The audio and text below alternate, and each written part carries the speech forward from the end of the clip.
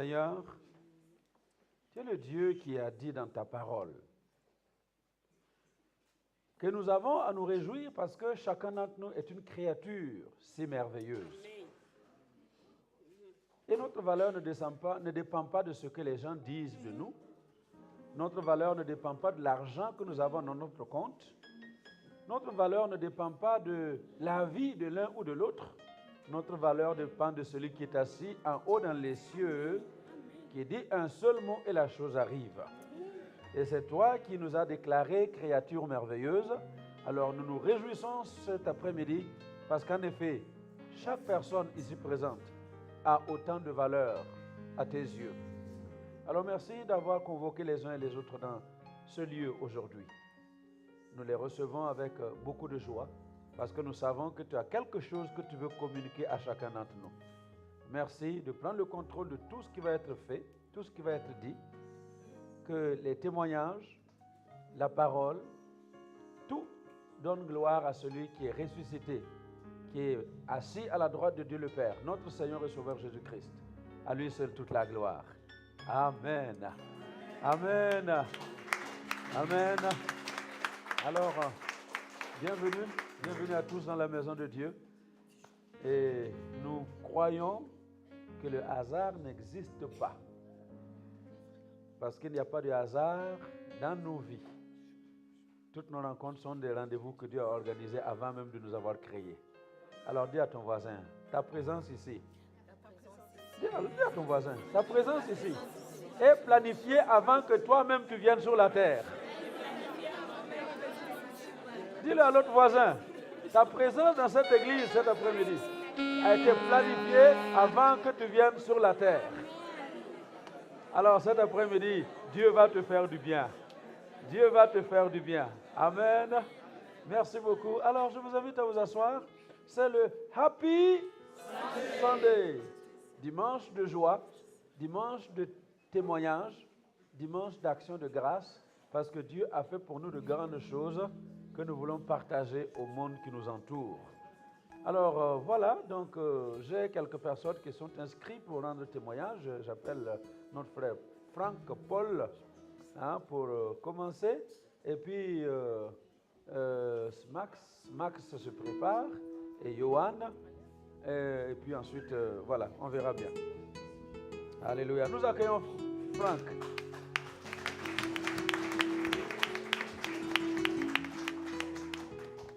Merci mes bien-aimés. Io. Merci mes bien-aimés d'être là. C'est toujours une joie d'être dans la maison du Seigneur. Alors comme vous le savez, je suis en train de créer une affaire. Alors c'est la mise en place, c'est la mise en route. Il y a beaucoup de choses à faire. Et en plus, comme j'intègre une enseigne, il faut se former. Donc c'est un peu du bourrage de crâne, on va dire. Donc je suis en train de tout mettre en place. Donc c'est une période, mais j'en parlerai plus tard. Mais l'avantage, c'est que j'ai quand même pu un petit peu prêcher la parole à certaines personnes. Notamment notre formateur qui parlait des mots qu'on devait dire aux gens. Et en fait, c'est le proverbe 18-21, la mort et la vie sont au pouvoir de la langue, quiconque l'aime en mangera les fruits. Donc je lui ai dit ça, je lui ai dit, regardez ça, c'est un très vieux proverbe qui a plusieurs milliers d'années. C'est ce que vous avez dit. Il ne sait pas que c'est la Bible, il ne sait pas que c'est un proverbe biblique. Je préfère que les gens se posent des questions plutôt que de leur donner des réponses. Je pense que ça a plus d'impact. Voilà, mais je ferai un témoignage sur tout ça le moment venu. En fait, le Seigneur, il y a 2 semaines, m'a mis à cœur de vous parler de quelque chose. Et ça me semblait tout indiqué dans une église où il y a énormément de personnes qui viennent d'un autre continent. Et même ceux qui sont européens, de toute façon, viennent d'ailleurs pour l'écrasante majorité d'entre eux. Et je vais m'appuyer sur un verset biblique pour commencer. Il s'agit de Genèse 19, 26. La femme de Lot regarda en arrière, et elle devint une statue de sel. Ça, c'est quand le Seigneur avait décidé de détruire Sodome et Gomorrhe. Les anges ont enlevé Lot et sa famille pour qu'ils soient épargnés. Et puis on retrouve la femme de Lot dans le Nouveau Testament. Luc 17, verset 32. Souvenez-vous de la femme de Lot. Donc le Seigneur nous rappelle encore cette histoire dans le Nouveau Testament. Là, il parle de quelque chose, d'un événement prophétique à venir qui s'appelle l'enlèvement. Mais dans nos vies, ça peut nous être utile et ça m'a fait penser à quelque chose. à un sentiment, je vais dire, ambigu, qui est bon au début et puis qui finalement nous freine. Ça s'appelle la nostalgie. Et ça a été un combat que j'ai mené au début de ma vie chrétienne parce que le Seigneur ne veut pas que nous soyons nostalgiques, même si c'est agréable de penser au temps passé. Hein, c'était mieux avant, c'est déprimant les gens comme ça, mais des fois nous sommes comme ça, vous savez. C'est quoi la nostalgie? C'est le sentiment de regret des temps passés, c'est un manque. Il nous manque cette époque-là, il nous manque ceci, il nous manque cela, mais le Seigneur est venu pour qu'il nous manque de rien. Qu'est-ce qu'on fait là? Hein? Alors, quand on pense au temps passé, comme ça, on pense à des choses. Vous savez, c'est agréable, on dit, tiens, avant, il y avait ça, il y avait ça, il y avait ça. Et puis à la fin, parce qu'une époque qu'on idolâtre un petit peu, c'est presque de l'idolâtrie, quelque part, la nostalgie. Il y a un début, il y a un milieu, puis il y a une fin. Et puis à la fin, on accuse, par exemple, on commence à accuser. Qui est l'accusateur dans la Bible, justement? On commence à accuser, là. Quand on est petit, qu'on doit changer de région, on accuse nos parents, c'est de leur faute. On est accusateur. Alors c'est un sentiment agréable, et puis d'un seul coup, on se met à accuser les gens. Hein, on est nostalgique d'une époque parce qu'elle a pris fin, ça peut être à cause de la perte d'un emploi, donc on commence à accuser des gens. Hein, c'est de sa faute, c'est de sa faute, c'est de sa faute, mais le Seigneur nous dit qu'on doit pardonner. Alors si on commence à accuser, c'est qu'on n'a pas pardonné. En fait, la nostalgie est un outil du diable. Plus généralement, quand on accuse tel ou tel d'avoir fait ça à l'époque et ça n'aurait pas été comme ça, on accuse les gens, il faut faire attention à ça. Et c'est vrai que des fois, entre continents aussi, on s'accuse. Vous voyez, hein, on rêve, par exemple, ça fait longtemps que je fréquente des Africains, j'en ai toujours fréquenté, et quelque part, il y a une idée qui traîne chez les Africains qui aurait eu, avant la colonisation, une Afrique idéale. Parce qu'en plus, on se met aussi à penser, à rêver de choses qui n'ont même pas existé, en plus, des fois, dans la nostalgie. Hein, voilà, j'avais 20 ans, je crois, et j'avais un Africain, je discutais avec lui, je l'aimais beaucoup, mais il rêvait de ça, il y avait une sorte d'une Afrique passée qui était plus glorieuse et tout ça, mais non, mon ami, il y a un État éthiopien, par exemple, qui prenait des esclaves, c'était des Africains, c'était les Africains qui vendaient les esclaves à des Européens ou à des musulmans plus au nord. C'est un mensonge, l'Europe, oui, on rêve d'une Europe. Il y a des Européens qui rêvent d'une Europe passée qui a été idéale, mais elle n'a jamais existé, cette Europe. La nostalgie, voyez-vous, est un mensonge. On rêve d'une époque, on se dit qu'est-ce que c'était chouette et tout ça, et machin. On se retourne, comme ça, voyez, comme a fait la femme de Lot. Mais en étant nostalgique de cette façon-là, on rend notre esprit, notre cœur rigide au changement. Le Seigneur peut nous proposer une opportunité et on ne la verra même pas parce qu'on s'est tourné. Le sel, c'est rigide. Le Seigneur veut qu'on soit de l'argile, souple. Mais le sel, c'est rigide. Vous n'avancerez jamais avec ça. Et ça a été le combat que j'ai eu au début de ma vie chrétienne pour avancer dans le Seigneur. Je voulais le partager avec vous parce que vous venez, pour 95% d'entre vous d'ailleurs, et c'est peut-être quelque chose parfois qui vous empêche d'avancer quand vous voyez une offre d'emploi dans le journal, vous dites, tiens, ça correspond à mon profil. Et puis là, vous voyez, langue exigée, luxembourgeois, allemand, français, anglais, espagnol, italien, langue souhaitée, polonais. Vous dites, mais qu'est-ce que c'est que ce pays où on demande 15 langues? Ben oui, mais vous êtes ici maintenant. Alors pour ceux qui souffrent un petit peu de ce sentiment ambigu, de ce sentiment qui en fait ne vient pas de Dieu, j'en suis convaincu aujourd'hui, il y a deux solutions. Soit vous restez dedans, et la femme de Lot qui est devenue une statue de sel ne pouvait pas beaucoup avancer, c'est rigide le sel, on ne fait rien, c'est mort le sel. Donc vous allez rigidifier votre esprit. Mais si vous devez vous tourner quelque part pour savoir quoi faire, tournez-vous plutôt vers la croix du Calvaire. Parce que si la vie d'avant vous manque tant, c'est peut-être que vous devez y retourner, mais il faut demander la vie au Seigneur avant. Mais dans ce cas-là, si vous devez retourner dans votre vie d'avant, ne devenez pas nostalgique du Luxembourg cette fois. Vous comprenez? Ou le Seigneur vous dit, non, je te veux au Luxembourg. C'est vrai que nous les Européens, on a besoin de vous. De toute façon, vous avez une façon de vivre la vie chrétienne qui n'est pas la même, on a besoin de vous. C'est asséchant l'Europe, parce qu'on a tout ce qu'il faut et on ne pense pas que tout est grâce en fait. Mais avancez et débarrassez-vous de ça. Demandez au Seigneur. Le Seigneur est venu pour qu'on ait la vie et qu'on l'ait en abondance. Moi, j'ai faim d'avenir. Je ne veux plus de la nostalgie. parce que ça a été mon ennemi pendant des années. Merci beaucoup. Amen. Alléluia.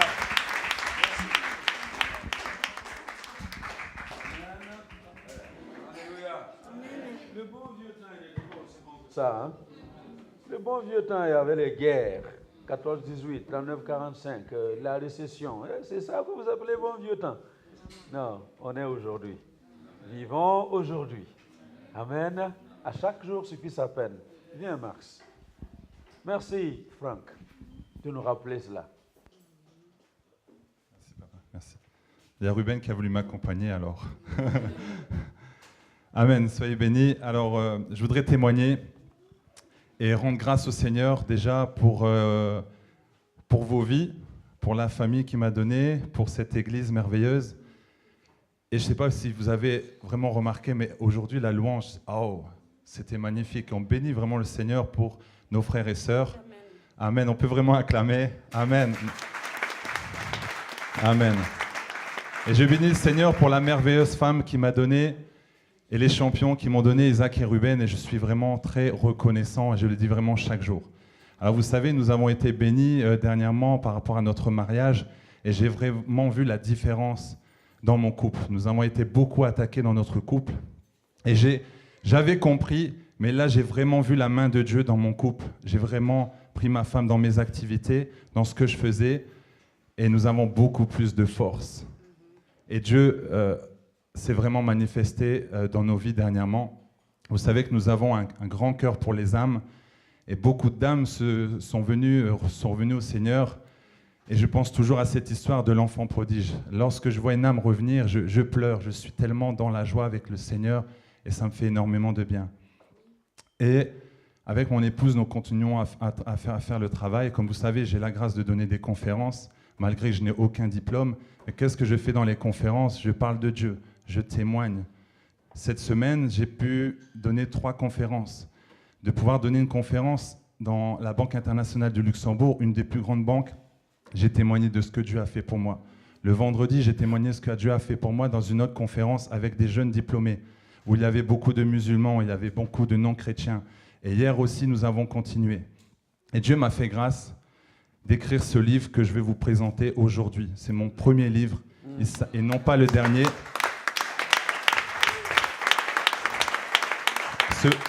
Donc ce livre, c'est mon témoignage. Mais ce livre n'est pas dans le but de faire un business, c'est de toucher quelqu'un. Il s'appelle Au-delà. Lorsque vous allez lire la première page, c'est au-delà des murailles, au-delà des barrières, au-delà de l'extraordinaire. Parce que nous savons qu'avec Dieu, c'est le surnaturel. J'ai écrit ce livre avec la présence du Saint-Esprit. Le chrétien va être touché, le non-chrétien va être touché, mais va donner sa vie au Seigneur. Parce que lorsqu'il va lire mon histoire de la délinquance à chef d'entreprise, lorsqu'il va voir que j'ai été cherché chez les marabouts, dans le yoga, dans tout que ce soit, ils vont dire, mais il est allé où? Et à un moment donné, j'explique que j'ai rencontré Jésus. Et je dis dans le livre, si tu veux rencontrer Jésus, tu peux faire la prière. Je sais que ce livre va bénir beaucoup de personnes. Hier, j'ai donné une conférence, 17 personnes ont acheté le livre. Et je les vends par 2. C'est 1 à 15 € et 2 pour 20 €. Vous l'achetez pour vous. Vous êtes bénis, mais vous priez pour bénir une autre personne. Lorsque vous allez donner, faites attention, il y a du feu. La personne va être touchée, la personne va être restaurée, la personne va être guérie. Donc voilà ce livre qui s'appelle Au-delà. Au-delà, ça a été le titre qui a été donné par un frère il y a 3 ans. Et je me suis décidé, et j'ai dit, Seigneur, avant mes 40 ans, parce que dans quelques jours, je vais avoir 40 ans, j'ai dit, je vais avoir ce livre. Donc mon ministère commence maintenant, 40 ans dans quelques jours. Yes. C'est parti. Amen. Amen.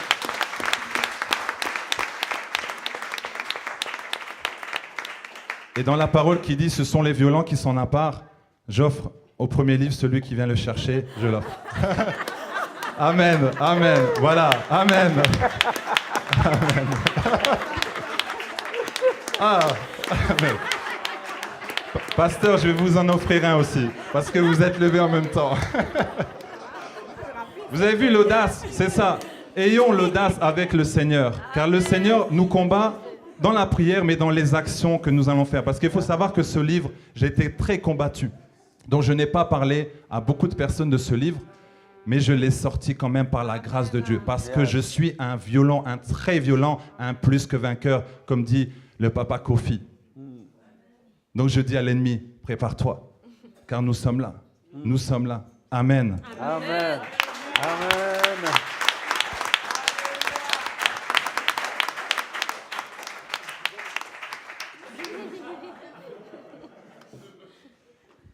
Tu en as amené? Et un carton? Voilà. Amène-moi. Amène-moi le carton ici. Alors, qui prend 2?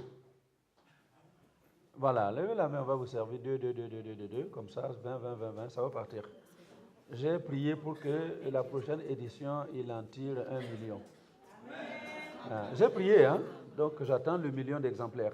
Voilà, il y a les mains levées qui... Voilà. Alors, on ne fait pas comme en Afrique, hein, ne prenez pas sans donner l'argent. Prenez, vous donnez l'argent. Hein? Voilà. Amen. Sunday. Happy Sunday. Bonjour à tous. Bonjour. Alors, aujourd'hui, je veux...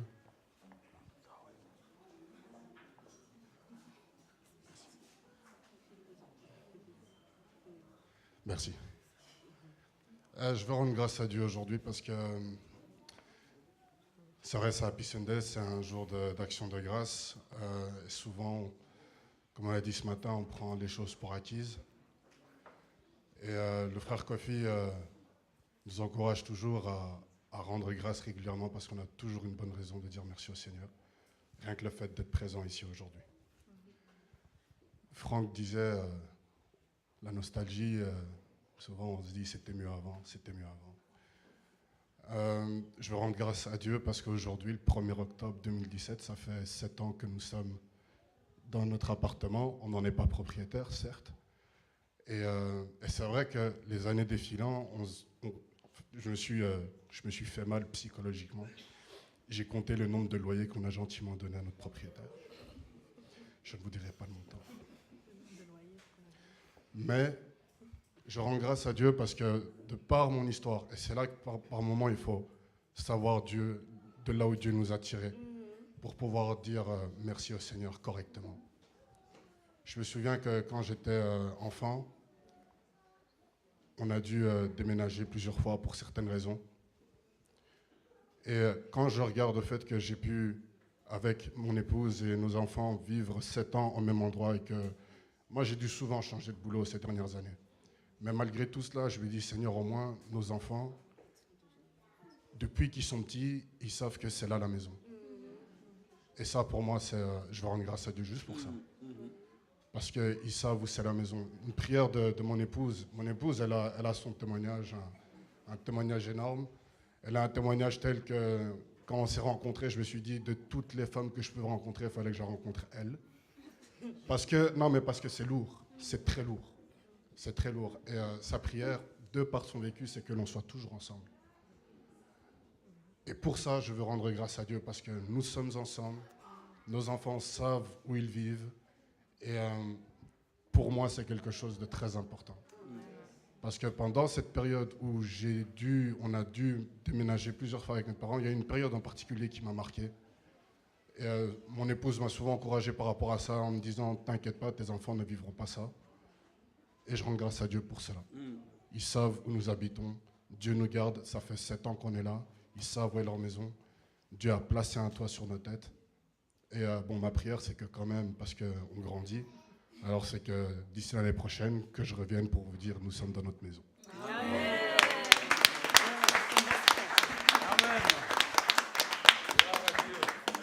Ah oui, hein, parce que les jumelles, on ne va pas les accueillir dans un appartement. Hein? Alléluia.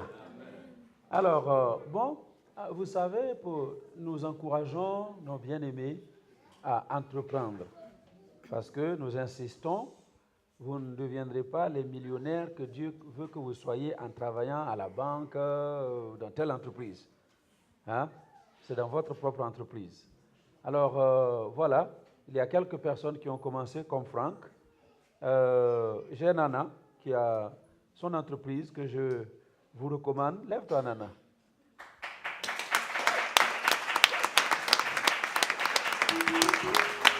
Voilà. Vous êtes sur Facebook, vous voyez les belles choses qu'elle fait pour les mariages, pour les anniversaires, pour les Voilà. Et si vous étiez à la convention, vous avez vu ce qu'elle a fait à la convention également. Amen. Donc, n'allez pas chercher ailleurs. Vous avez tout ce que vous avez besoin à la maison. Amen. Merci Nana. Dieu te bénisse dans ce magnifique travail. Hein? Et quel courage. Soyez bénis. Bon, j'ai beaucoup d'autres choses à faire. On doit écouter aussi la prédication. Donc, je réfléchis. Je finis ou on va présenter le petit là à la fin. Voilà, on va terminer.